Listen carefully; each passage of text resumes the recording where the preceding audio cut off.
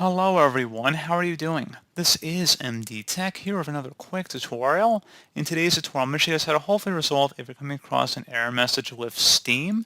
This says unable to initialize Steam API. Make sure Steam is running and you are logged into an account entitled to the game. So this should hopefully be a pretty straightforward process here, guys. And without further ado, let's go ahead and jump right into it. So first thing I recommend doing would be to open up the search menu, type in Windows Firewall. Best match should come back with Windows Defender Firewall. Go ahead and open that up. Select on the left side where it says allow an app or feature through Windows Defender Firewall. So go ahead and left click on that. And then locate if you see Steam in this list here. And you want to make sure it's checkmarked. You might have to select change settings. And make sure both private and public network are both checkmarked.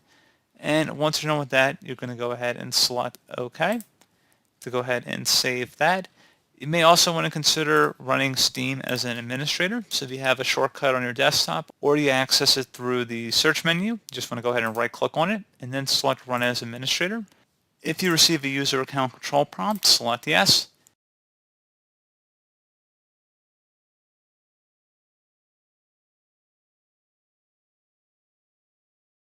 Pretty straightforward process, guys. Do hope I was able to help you out, and I do look forward to catching you all in the next tutorial.